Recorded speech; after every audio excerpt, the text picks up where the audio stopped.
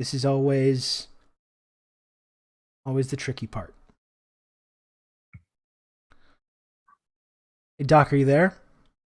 Yeah, bud. I can hear you. How are you Okay. doing? I'm doing very well. Just one sec, okay? I'm trying to get you on here. Okay, there you are. Perfect. You still hear me? Yeah. Very good. Folks, we've got Doc Currie Hello. How are you joining all doing? us. Yeah, I'm pleased to be on with you all. I've been listening for the last like 20 minutes or so. I've got notes. I Oh, like great. the Monster energy drink. I know I'm gonna get through this because I got Rob to talk me all through it. Yes. Um, Um, well, I I'm don't glad. know how far you want to go back. You want to go here, but you were talking earlier about Let's just get start it wherever you want. okay, okay. Whatever you've been thinking about. Let's hear it. So the first thing was the two options that you were saying was, oh, American empire can accept this gracefully or throw a temper tantrum, and I want to, there's a third option which is terrifying, which is that world war. I mean, the flip side, the other side of the coin to a multipolar world order is inter-imperialist struggle, and we're in a situation that very much resembles the 1890 to 1914 period, which is a terrifying thought. Yes. Yeah. So I mean, and given that, what's especially important is the kind of fledgling internationalism that has that war has provoked throughout the latter 19th and into the 20th century. The League of Nations, the United Nations. Today, what's crucially important is to emphasize the importance uh, of international, true internationalism, that opposing the whims of U.S. empire. I haven't even introduced myself to your viewers here, but I just that was screaming from the Yeah. Well, why don't you go ahead back and of let my everyone? mind while I Why was don't you listening go ahead to and you. let everyone know, what who you are and what you're bringing to the table here in this discussion, Good. and we Can can can then they continue on. can they see me or can they just hear my voice? They can see you. Okay. Hello, everyone. Hi, I'm Doc. I am a articling in Victoria, BC, political junkie, academic, and founding co-founder of the Vancouver Island Peace Congress. And while we're not in a position where the Peace Congress is having to run around with its arms flailing quite yet, we're rapidly approaching that kind of situation. So I'm really happy to be on with you today because, as Rob has been saying, there is a conscious whitewashing, or there's a conscious prevention of the expression of contrary or dissenting views, specifically on the interests of U.S. empire in the dominant media. And I was also listening to your saying, oh, in the new year, I'm going to go to these major media and say, hey, major media, if you don't want to be hypocrites, you should give me a platform to really tell you what's what. I was And kind of I, on one there yeah, for a minute I, there. I, I love it. I love it. And I wish that were the case. But here's the thing is that they don't really mean that. Obviously they don't. They give Ezra Levant a platform to spew racist hatred because racist hatred doesn't threaten their class interests. It reinforces their class interest. They best to say, oh, well, we're just giving this monster a platform because we are truly committed to the marketplace of ideas. But they're not, because they will never platform. They exceptionally rarely, if not never, platform views which actually challenge their class interests, which is resulted in the condition that we're seeing, where you saw Andre Q resigned, where he's saying that the only way to get published is if you're a fucking idiot. Like if you're if you sell slime, if you sell your own sophistic cynicism and complicity, that's a marketable commodity. They'll publish you anywhere, you know? Yeah. Um, well, that's it. I mean, I'm kind of expecting when I kind of make these claims, I'm expecting to kind of for that to be the outcome. But I think it would be a useful exercise to kind of try and poke and prod at this idea. Good, good. I agree. If you can get platformed and say that there's a dearth of dissenting views in the Canadian media, I highly encourage it. But it's just, to Yeah. me, Canadian media, it's become comic proportions of self-serving, cynical echo chamber, where bobbleheads and idiots compete up ignorance and stupidity in pious veneer. And the more pious they can make their stupidity, the more they get published. And it's a grotesque circus. Yeah, Canadian and I media. even wanted to talk about, like, we just had this election, and this is something that I brought up with Justin Ling yesterday, because Justin Ling loves to talk about our beautiful free press and these free exchange of ideas and these things, and to talk about the way, even in our election and in our media discourse, where even like the NDP, even someone that's like maybe on the left side of the NDP, if they manage to penetrate this kind of media bubble in this country, are treated with complete hostility. Even people that are advocating for very mild, as we understand it, mild social democracy, mild like tax reform or increase in public spending, or any of these basic ideas of social democracy, even these folks, when they do manage to penetrate this media bubble in this country, are just completely dismissed. They're treated like radicals. They're treated like extremists for this very mild position. And that's what's amazing when you see folks like Justin Ling with this understanding that still love to go on these high-minded fucking rants about how wonderful and beautiful this our values of free speech and this free exchange of ideas are. The hypocrisy of it is just so ridiculous, because not only are my viewpoints and your viewpoints completely not part of the discourse, even the basic mild version of leftism, for what passes for leftism in this country, are treated like complete radicals and extremists in our media class, who publish people like Ezra Levant as well. There's two issues there. One is the problems with social democracy, and I think we should treat that as a distinct issue, because you were talking earlier about how people are kind of cottoning on to the correctitude of scientific socialist beliefs, and I think that's a great thing. But I think that a lot of it has less to do with everyone suddenly becoming, dyed in the fire red Marxist Leninists, as much as it has to do with them realizing the putrescence and the hypocrisy and the cynicism of contemporary social democracy, where it won't stand up against racism, it won't stand up against imperialism, it won't stand up against capitalism, it won't stand up against its own provincial wings when they're complicit in fossil fuel extraction and are violating the honor of the crown on Wet'suwet'en territory. But so that's a specifically separate issue. The issue that I think you're really getting towards is that our society is not really a democratic society. So these pious cretins like Terry Glavin, like Justin Ling, they get on their soapbox and they say, "Oh, we hate those authoritarian bastards. Not like us. We're our beautiful, valorous democracies over here." And they're not. Like democracy, liberal democracy is in crisis, precisely because liberal democracy is not democratic. It's a ritualistic plebiscite once every 4 years, where you get to pull a lever and you get to vote for one out of 3 different varieties of cretin. And yeah, there may be some backbench NDP MPs who are not total trash, like Leah Gazan, like Matthew Green, like Nikki, like Don Davies, but they're not the majority.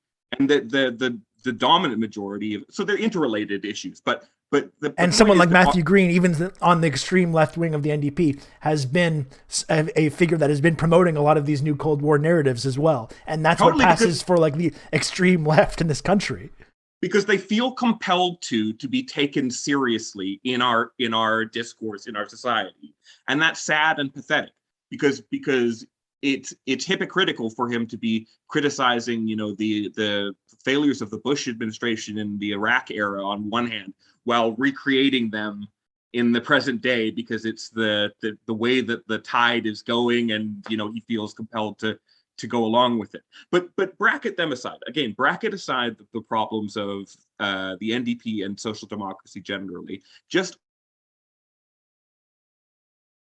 our liberal democracy. There was this whole push by the Chinese ambassadors and media like a week and a half ago, saying that Chinese process democracy is more democratic than liberal democratic society.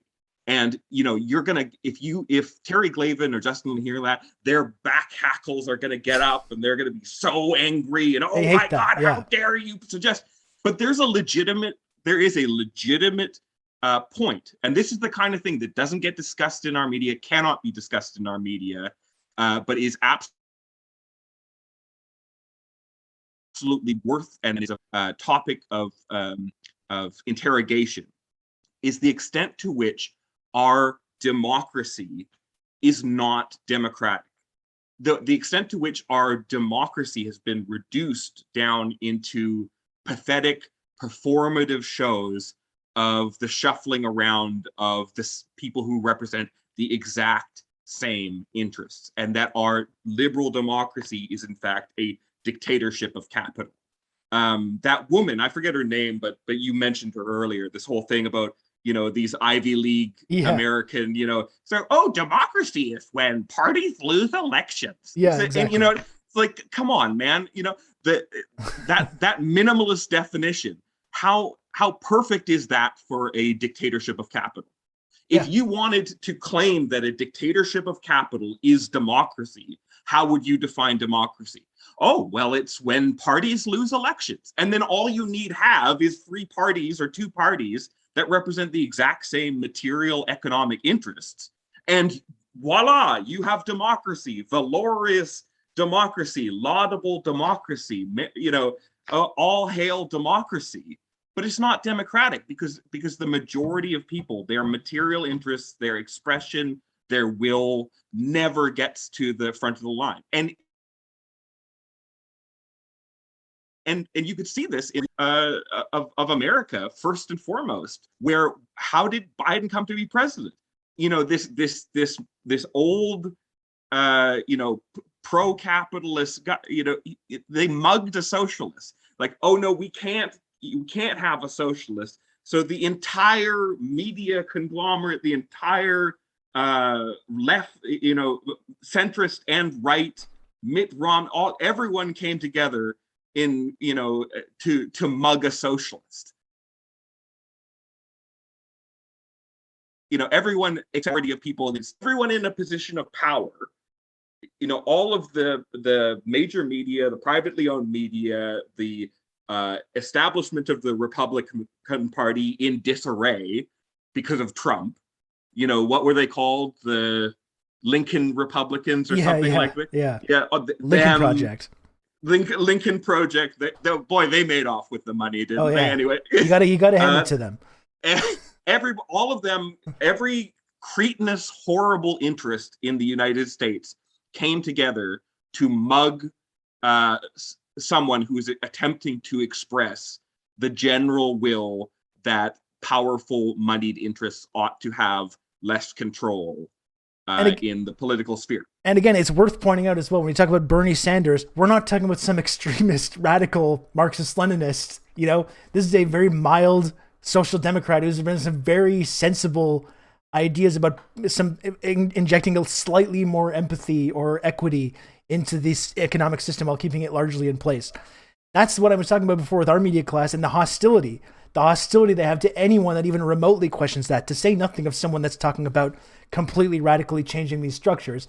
Even someone that's coming along, doing it the right way, working within that system, within that so-called democratic system, and doing everything that the way that they tell us things are supposed to work in our enlightened Western liberal democracy. And they treat these people as if they're these extreme pariahs and extremists and radicals. And again, if you think that we have some kind of democracy or some kind of a free exchange of ideas or free speech or free press, that should be all the evidence you need that doesn't actually exist. The hostility that they treat these very, very mild social democrats like Bernie. Bernie and Corbyn were the compromise. Yeah. They were like that. They're thinking that like they're positioned in the major dominant media, privately owned media, as these insane radicals. And for the vast majority of people on the ground, anyone who's even remotely politically cognizant, Bernie and Corbyn are milquetoast, middle of the road, occasionally saying some things that are inspiring and encouraging and worth putting into the public sphere. And what happened to them? They were mercilessly assassinated. And it's like, okay, well, if you want to just like crucify these two poor, kindly old men who were attempting to right the ship, then fuck you. I mean, you know, we'll have it out. You know, it's insane that they organized and crucified. And I, you know, it's all of this kind of like horrible commentariat bullshit. You know what always sticks with me and constantly comes up is that there's this English comedian, Frankie Boyle. Do you know him? I know the name. I'm not sure if I'm familiar with his work. So it's an English comedian, Frankie Boyle. He's representative of a kind of entire intellectual cast of English comedians. And he's got this show, New World Order. He positions himself as a real radical, you know, a real, you know, free thinker. And he was the first in line to absolutely sandbag Jeremy Corbyn right at the moment when it was like most crucial to push back on these kind of narratives. And that's the thing, is it's just, you know, it's insane the levels of complicity and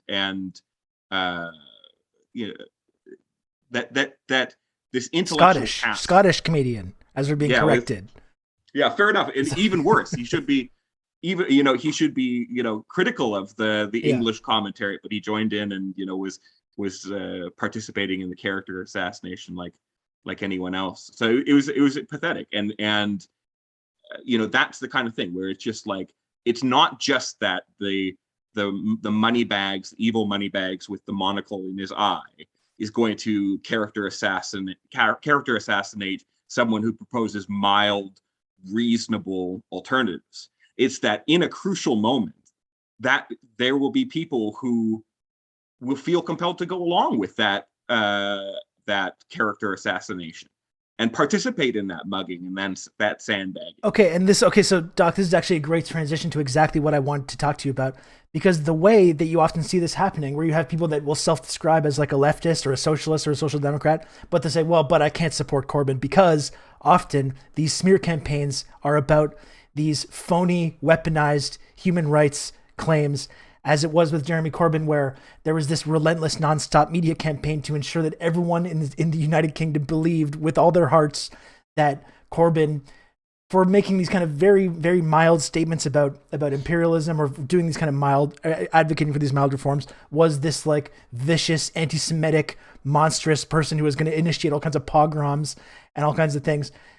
And this is how I think people that consider themselves on the left end up getting pulled into these smear campaigns and end up doing this kind of thing, is because they feel compelled. They don't want to be smeared or framed as people that don't care about human rights or don't care about racism or anti-Semitism or sexism, as that was more the direction with the Bernie Sanders stuff.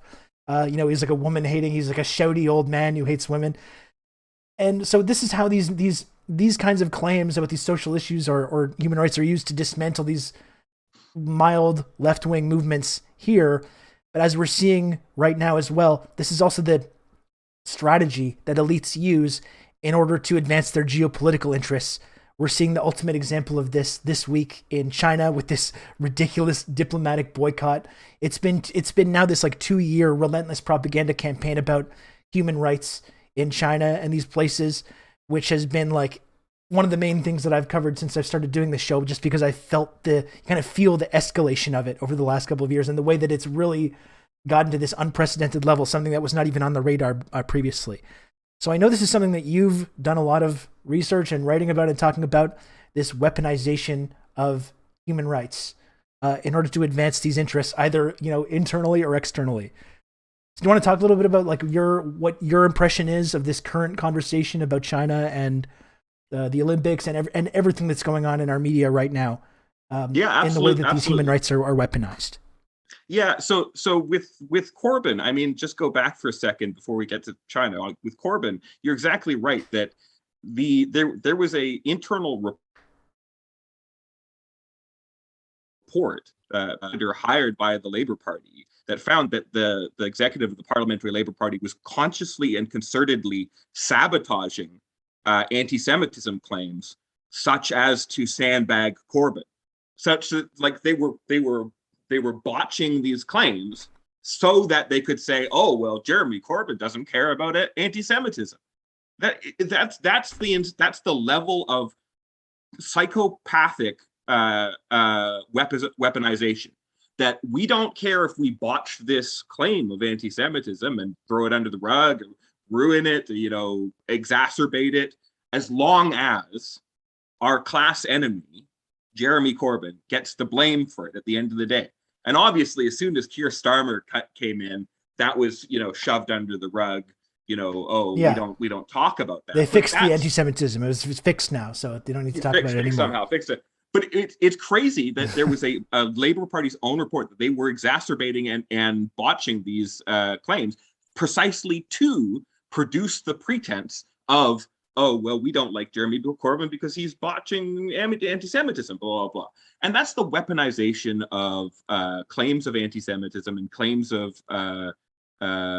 human rights incorrectitude that is becoming ever more prevalent, and they're mutually reinforcing um, narratives that the I'm going to put it this way: the owning class, so the global owning class, those who have a lot of money, the global class, owning class, has certain interests, and the working class has different interests.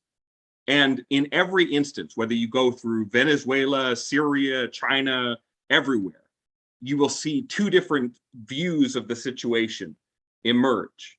And it is that the largest privately owned media reinforce the narrative of capital as opposed to the narrative of the working class. Take Venezuela, for example. Who are depicted by the largest media, the largest privately owned media, as the brave, valorous underdog in this situation? It is an urban, primarily light-skinned, comprador owning class elite who want to facilitate the extraction of Venezuela's natural resources by American capital. And who are depicted as the monsters, the horrible, barbarians in this situation? Indigenous Venezuelans, Black Venezuelans, and socialists. And so this is the kind of like the topsy-turvy world that gets invented, is that there are constantly habitually claims of human rights abuses on the part of the Venezuelan government. Well, what's a human rights abuse is perpetual poverty and the economic immiseration of the majority of the world. That just never gets play in terms of what are depicted as rights. Because as far as the owning class is concerned, what human rights consists of is purely civil and political rights. And there's a reason for that. It's because property rights are smack dab in the middle of that. Human rights, as far as the owning class is concerned, does not include economic security, does not include security whatsoever, does not include social rights, does not include education, does not include health. So really what the issue is that there's a fundamental ambiguity in what we mean when we say human right. Human right covers a vast swath of potential claims, and the imperialist countries and their privately owned media emphasize a strictly civil and political conception of human right, which is predominantly, if not overwhelmingly, focused on the property right element of those civil and political rights, to the exclusion of health, education, economic security, safety and security, all of these kind of social social rights. Economic rights versus social rights are at tension within human rights, and the owning class wants to emphasize the property right because it is to the benefit of American capital in terms of extraction. Now I'll get to China on this. What you described it can be perfectly applied to Cuba and Bolivia and all these Latin American countries as well, though Nicaragua. I mean, this has been the same conversation with Central and South America for now decades, right? It's always the same thing, which is why I get increasingly frustrated when people continue to fall for these arguments time and time again. But I digress. It's incredibly frustrating, and it is incredibly frustrating when yes, there is occasionally the kind of menacing threat of military force, but there is the overarching and incredibly harmful, unimaginably harmful effects of unilateral and illegal American economic sanctions, which are meant to engender a situation which can be pointed to and say, oh, well, look, socialism, it doesn't work. They're having a tough time. And are literally acts of war as well. They're acts of war. Yeah, they're having a tough time because America is committing war crimes against Latin America. And you may say, oh, well, isn't that a bit hyperbolic to call them war crimes? No, these are crimes against humanity, and they are fundamentally and obviously illegal under international law. The only body which is empowered to level unilateral economic sanctions is the UN Security Council. And they haven't. So all of this whole regime of American economic sanctions is totally illegal. And the only reason why it persists is because America is the largest military power, and they decide to do it. So who cares? I mean, with Cuba, you had, I forget what it was, 191 countries voting to condemn the blockade and say it's illegal, that America shouldn't be doing it. And the US and Israel were the only ones voting for it. Yeah. It's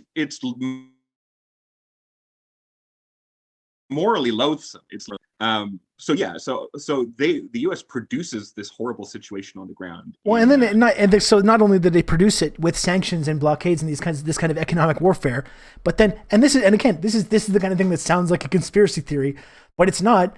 Repeated instances of this, arming and funding reactionary groups in these societies to deliberately provoke this kind of violence and tension, which they then point to as being a product of the authoritarian socialist leading governments of these countries. It's just time and time again they lean on this exact strategy.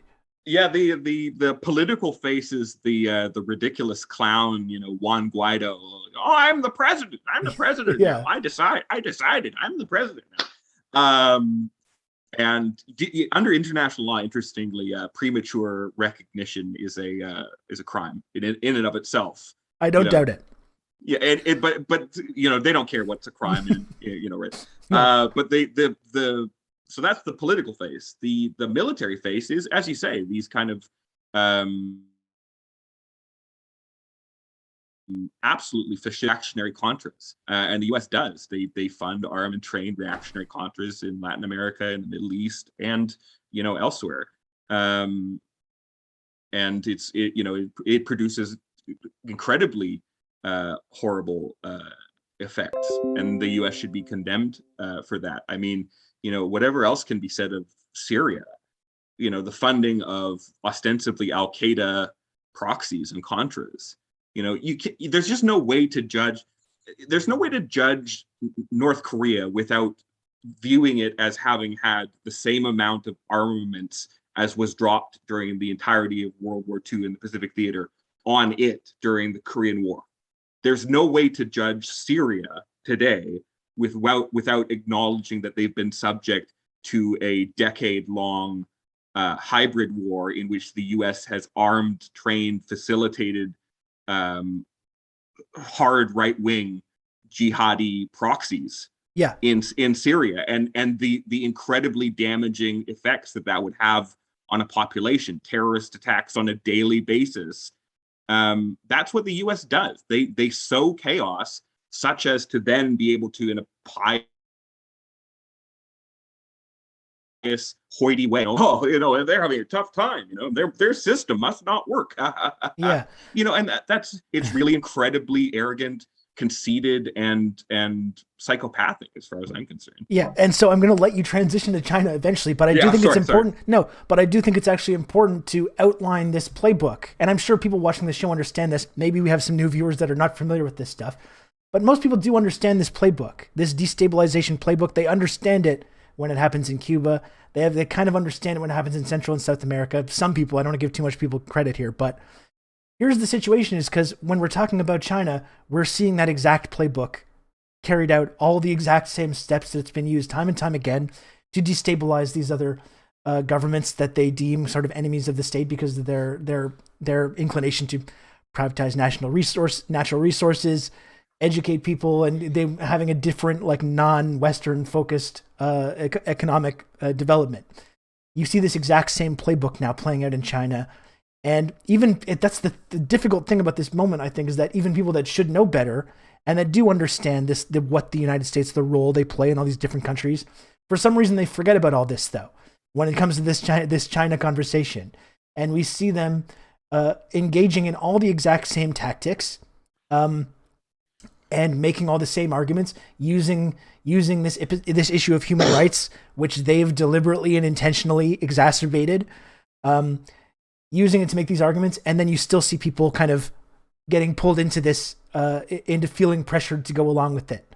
That's been the very frustrating thing for me over the last year as I've covered this, is seeing people still refuse to believe what's in front of their eyes, even with all the evidence that we know from the past several decades about US-based imperialism and how it's functioned, I'm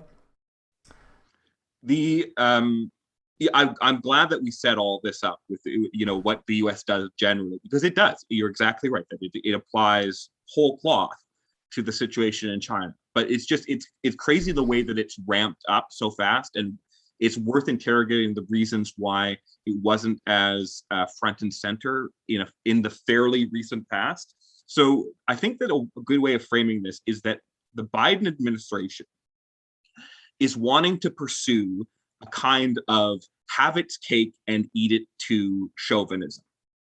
So in 2009, Obama inaugurates this to a bit. He's like, oh, well, maybe something's going on with China that we should pay attention to.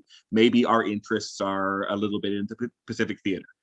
Our interests meaning U.S. empire's interest. So Obama, smooth guy that he is, he says, well, maybe we'll just kind of like pivot a little bit to Asia. I don't actually put too much stock in this. He was doing a lot of different kinds of stuff. He was, the Iran deal. I'm not going to paint him as some kind of, saint. He was bombing everybody, thousands of people a day, but he wasn't a mouth frothy warmonger. And I don't think that his intention in 2009 was for the US to be where it is with China today, obviously. So you get to 2016, you get Trump. It is like Pandora's box of every shitty racist American's wet dream of like, we are going to just go after the yellow man. We are going to, send them back from whence they came. And it is just, the perfect symbol of this is the movie produced by Stephen Mnuchin and Steve Bannon about the Meng Wanzhou situation. It's just like, I forget what it's called. It's like Enter the Red Dragon or like something like that. And I missed that one. It's worth looking up. It's just for pure comic effect of like staring directly into the brain, the addled brain of paranoid, race insecurity. It is crazed. And that's the thing. The problem is that that's comic. Like the movie thing is comic. What's terrifying is that those people were in charge of the edifice of American empire for 4 years, and they did incredible damage. They ramped up this absolute frothy hatred of China, and in doing so, they utilized every mechanism that they could to sabotage, undermine, and destroy the relationship that the U.S. had built up with China. One of these things includes the weaponization of the Uyghur population in Xinjiang, China, and this has always been on the back burner. They are a Central Asian population, Sunni Muslim, predominantly Sunni Muslim population, and they can be weaponized in the same way that those populations have been weaponized in Afghanistan in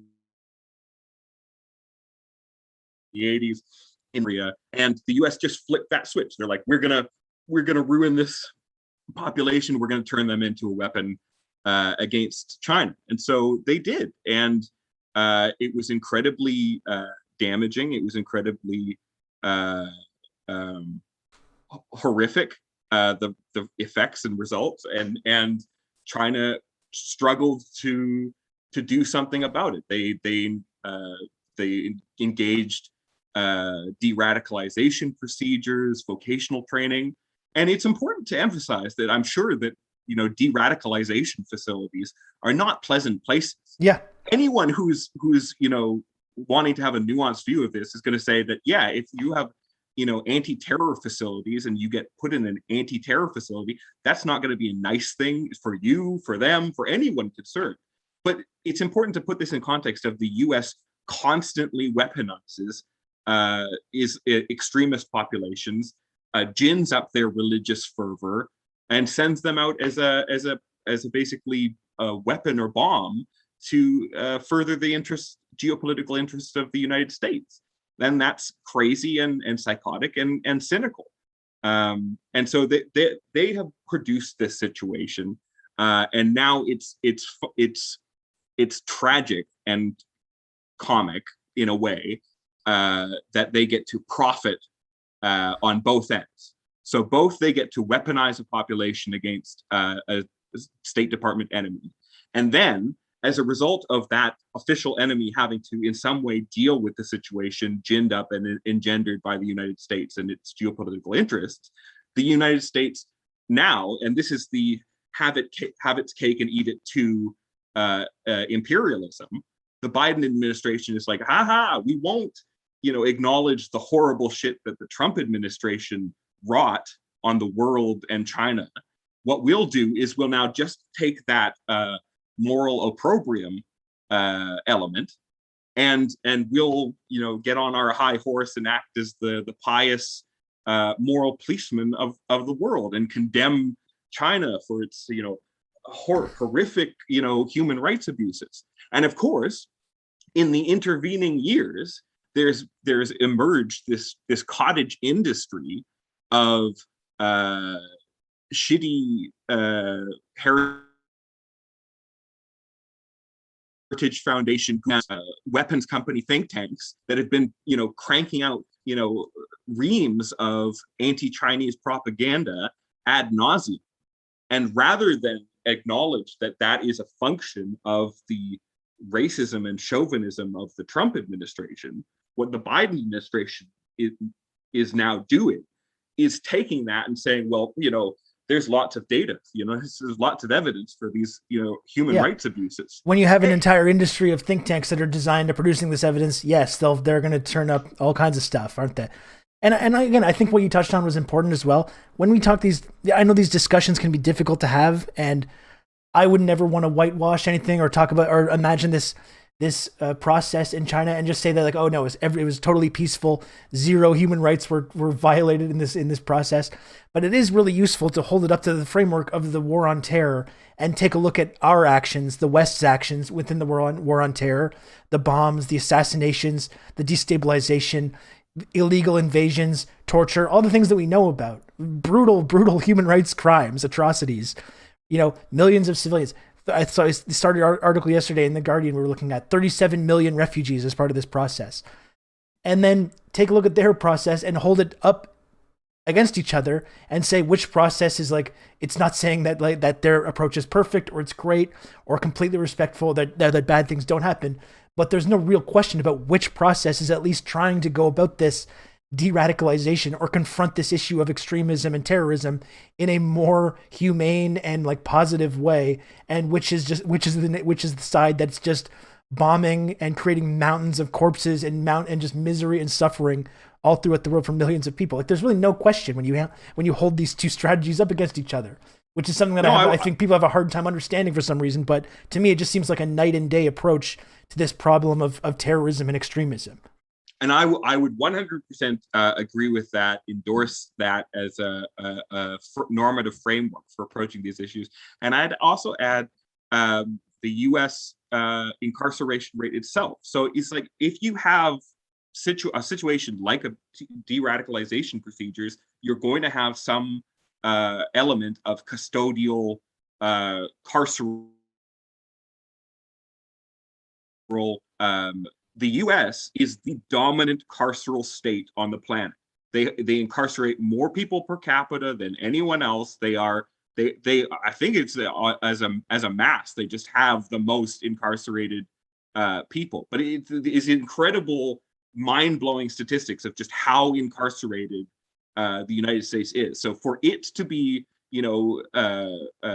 slinging mud about other people's having some carceral mechanisms is incredible. So there's one element of that, and then there's exactly what you mentioned, which is how has the United States dealt with its engagement with Islamic populations that it finds troublesome in regions that it has as geostrategically important? Well, the answer is indiscriminate, unparalleled, unimaginable slaughter. Just blood, rivers of blood. And whenever it is displaced into the Middle East wilderness. So and that's not like ancient history. There's a third ground. So there's the U.S. is the most incarcerated. There's the U.S. is a warmongering nation. There's the third ground of like the U.S. is a genocidal settler colonial state and is sitting on the legacy and the ongoing reality of massive ongoing crimes against indigenous peoples, as is Canada. But the one of the U.S. is a warmongering nation. That's not ancient history. That's not like, once upon a time. These are the mistakes on our past that we're making amends for, as Justin Ling likes to talk about. Many years ago, many moons ago, we went to war with the Middle East. No, the U.S. has just come off of 20 years of totally illegal warfare in the Middle East, in which at least 1 million, if not many millions, of Islamic people have been directly killed, and tens of millions have been displaced. So for them to now turn around and take up this new liberal imperialist mantle of like, oh, we're the champions, the stalwart champions of the human rights of Islamic people in Central Asia, is just fucking insane. It's totally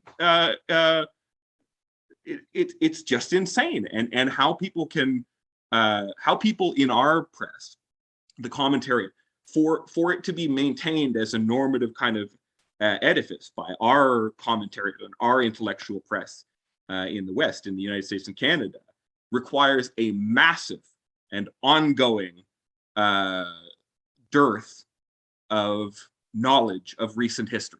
That's what it requires. It requires a policing of stupidity, and that's what we were complaining about, moments ago by this point. Okay, well, I've got to let you go in a few minutes, Doc. It was really great to connect with you on this. You're welcome to come back anytime to talk about this kind of stuff. I guess just like what do you agree? This is one thing I was kind of noticing about this kind of the social media stuff, and I don't want to place too much importance on like Twitch and social media and this kind of stuff, but do you feel like there is a difference between where we are now and maybe where things were at the height of the previous Cold War with the USSR, where doesn't it feel a little bit like there is a lot more people that are willing to publicly call this stuff out for what it is and publicly refute this stuff and not play this respectability game of, oh, of course China bad, but I don't agree with this. That seems to me the way that the establishment has always worked. If they allow these dissenting voices as long as they toe this line of not agreeing that these nations are in fact terrible and authoritarian and inferior to our own way of doing things. Doesn't it feel like there has been kind of a sea change in terms of people that are willing to publicly and openly not just oppose the Cold War, oppose this kind of hostility, but publicly critically support these nations which were being made to feel such like fear and antagonism for? Do you think there's a difference there between what we're experiencing now and where we have been previously with these discussions? Yes, yeah, obviously there is. Obviously, it's trite to say, but the development of global communications and the internet has fundamentally changed the way that we communicate with one another. And I think that it's important to note that when liberals, and liberalism is the ideology of the owning class, when liberals condemn social media in a one-sided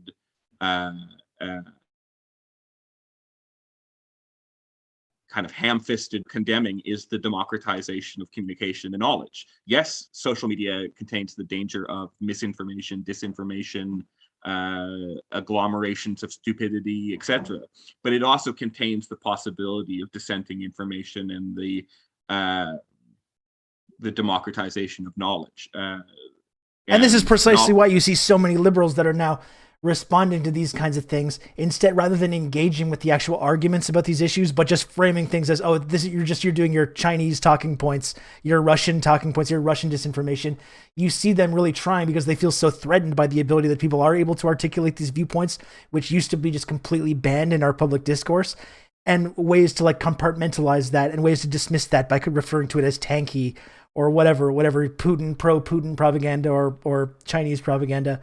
You see why exactly they're getting so desperate to kind of make these claims, and they're so desperate for these social media companies, which unfortunately they are doing, to get on board with these efforts to ensure that this kind of like Russian or Chinese disinformation or Iranian or Venezuelan or Nicaraguan or Bolivian or whatever is not actually tolerated in our discourse on social media. That's exactly why you're seeing them cling to these things so much. Yeah, they're bunkers in the sky. That's what legacy media really are. Is that yes, the National Post and the Globe and Mail and this, that, the CBC for that matter. It's not really a public broadcaster. It's the same cloistered echo chamber as anywhere else.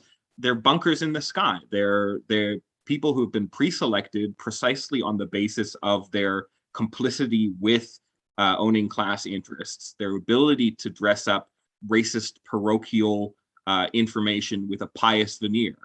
And they have been selected and brought up into this bunker in the sky to yell down towards the masses. And I agree with you, they are increasingly looking more and more ridiculous in a world in which critical information can flow through other channels. Yeah, it's exactly why Twitter is like partnering with the ASPI, think tanks like the ASPI funded by the defense industry, to go after these disinformation ops and to ensure that there's none of these government-led destabilization efforts when it comes to China or Russia. But of course, leaving the very obvious US-led bot networks of Cuban propagandists or whoever, leaving that's okay, but ensuring that when it's promoting Venezuela or promoting Nicaragua or people that actually support these governments, we got to make sure that's excised from our public sphere of discussion.